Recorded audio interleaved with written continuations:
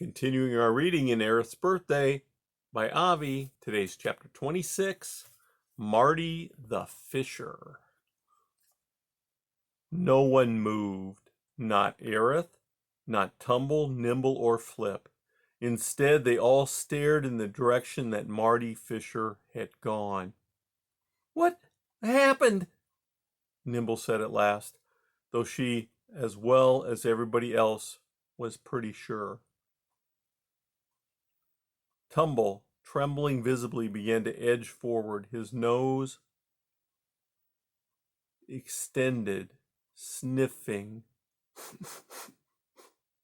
Careful, Ereth cried out from where he lay. There may be more traps about. When I checked, there were none left under the cabin. "Do you think he got caught?" Flip asked. No one replied. Instead, the three kits crept forward into the brush. Hauling himself up, Ereth limped painfully along. "Look!" Tumble cried. He had managed to get ahead of the others. The two other kits went forward. Ereth came last. What they saw was the large box trap from under the cabin. Inside, very much alive, was Marty the Fisher. In his haste to get away, he had rushed blindly into it. The moment he did, the doors at either end snapped shut. The three kits and Ereth crept closer, their eyes glued to the sight. Marty, his face bearing a look of terrible rage, glared out at them. Don't just stand there gawking," he snarled. "Get me out of here!" Neither Ereth nor the kits replied. "Don't you understand?" the caged animal said, speaking with barely suppressed fury. I'm from the great Fisher family. No finer animals in all the world. We've been hunted down everywhere by humans because of our fur. Even dolts like you must be able to see how beautiful I am. We're so beautiful there are very few Fishers left. Every time one of us is killed or captured, the chances of our survival are reduced. If you let them take me away, we Fishers shall be almost extinct. Now get the cage open!" But you were trying to kill Ereth," Nimble protested. "Of course I was," returned the Fisher. "But why should you want to do that?" Flip asked.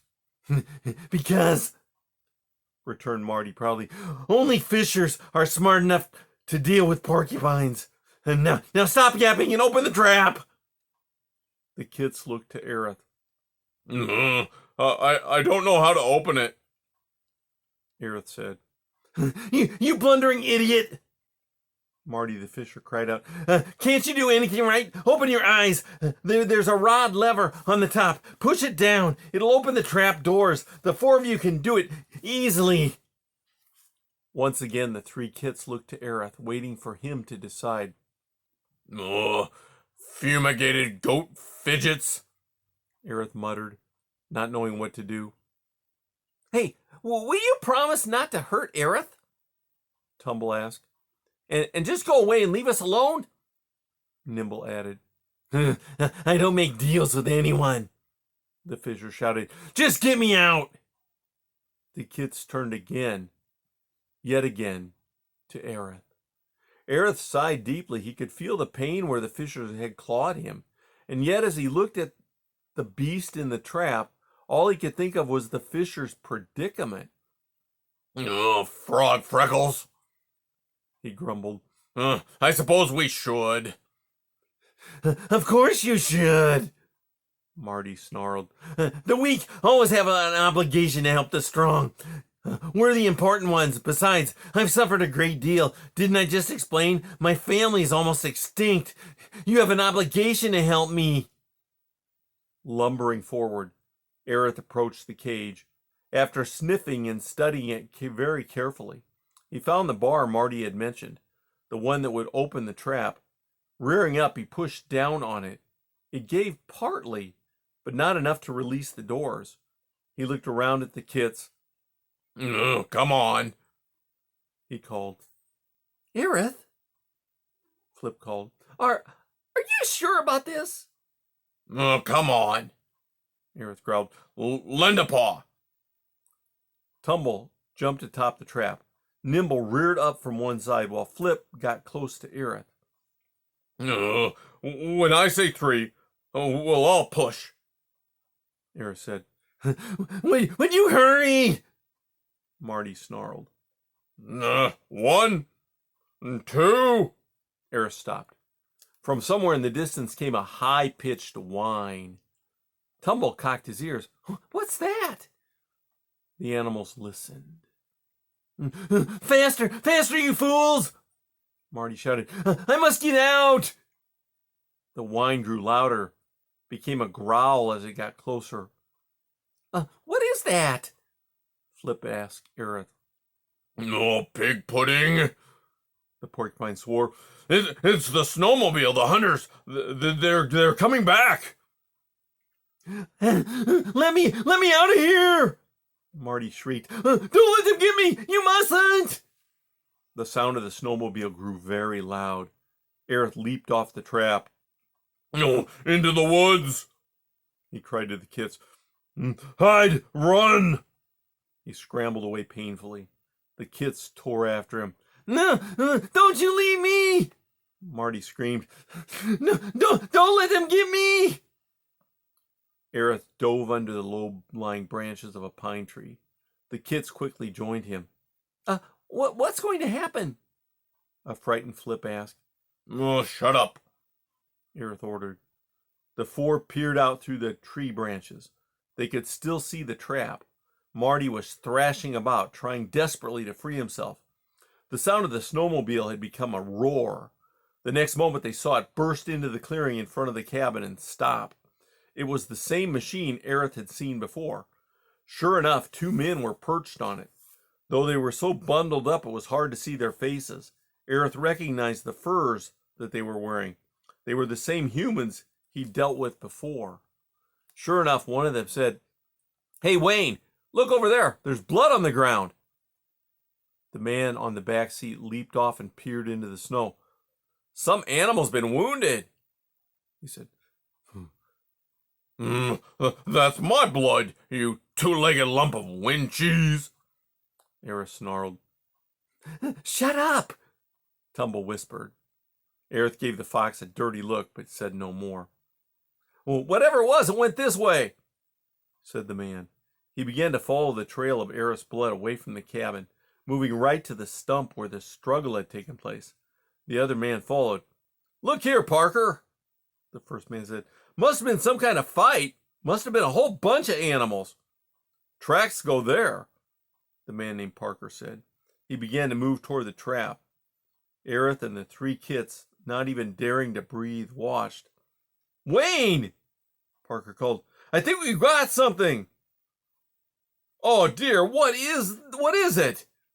Not certain. Look at that gorgeous fur, but he sure is mad. Watch out for his claws. Hey, that's a fisher. Sweet. Lot better than that porcupine we were trying to get. Zoo material. Might give us a lot for it. No one wants to see a porky, but lots of people would like to look at a fisher. Pretty rare. The 2 men picked up the trap and began to walk toward the cabin. Once they reached it, they opened the door and took the trap inside with them. Then they closed the door with a bang. At first, the animals under the tree said nothing. It was Flip who finally spoke. Turning to Ereth, he nudged him with his wet nose. Are you all right? He asked. Oh, did you hear what he said? Ereth muttered. Better than a porky? Ereth, Flip repeated. Is your body all right? Oh, some cuts and bruises. Where did you all come from? The den, Tumble said. But your father, where is he? Dad? Flip said. There was a slight look of embarrassment about his face. He said he had some business to do. And he left? Ereth asked, feeling his indignation rise. It's okay. He asked us if we minded being left alone, Nimble explained. We said we didn't. Yeah, He said he only came back to be sure that you weren't bothering us, Tumble said. Flip said, so the day after you left, he took off. It was important business, Tumble interjected with some of his old heat. But when will he be coming back? Ereth asked. Oh, sometime in the spring, Nimble said casually. Right, he's going to take us hunting, Tumble said. He's really great at that, Flip put in. Ereth thought of saying something. Instead, he told them, Well, you saved my life, and I didn't think I'd ever see you again. You didn't? Flip said, taken by surprise. Why? Well, because, toe jam on a toothbrush. Ereth grumbled. I just didn't, that's all. I mean, Tumble said, Dad is fun, but you're the one who takes care of us, so of course you'd have to see us again, right? The thing is, Tumble added in his sour way, Dad has more important things to do than take care of kits. But Ereth, you're so old, you've got nothing better to do. The speechless Ereth looked around. So, can you come back to the den with us? Nimble asked. Ereth glowered. We found the last trap, Tumble said. You won't have to worry about that. Will you come back? Flip coaxed. No, Ereth said at last. No? The kids chorused. I'm going home. My home. But what about us? Flip whispered. You'll be fine without me, Ereth said. You didn't eat up all the food that your mother left you, did you? No. Good. It should last you through the winter. The dismayed foxes stared at Ereth. But we'll miss you, Nimble said. A lot, Flip said. To which Tumble added, yeah, we will. Tumble-toed toes, Ereth grumbled. He looked out through the forest and toward the south and his home. Ereth, Flip said, guess what? What? There was something we forgot to tell you. What's that?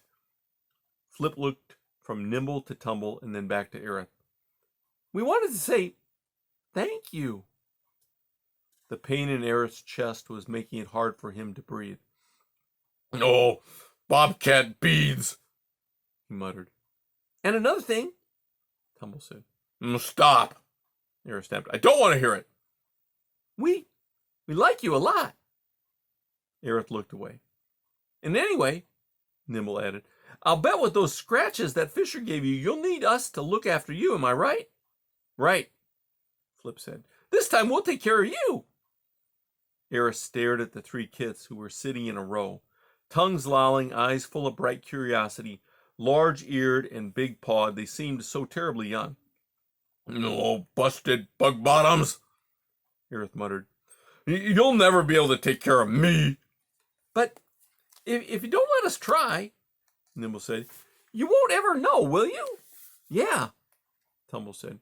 Oh, centipede armpits, Ereth cried. All I want to do is go back to my own smelly log. The kits looked at one another. It was Flip who said, well, then we'll go with you. No. But why not? Oh, if you came to my place, what would you eat? What we always do, Tumble said. Meat. Well, look here, Nibble Nose. My best friends are mice. Oh, Nimble said. No, if you so much as touch one whisker of a mouse, one, I'll turn you inside out so fast you won't want to know what direction you're going. If you come with me for a visit, you're going to eat nothing but vegetables. The foxes looked at each other and exchanged looks. Tumble grinned. That's okay with us, he said, but only when we visit you. And that's the end of chapter 26. The end of chapter 26.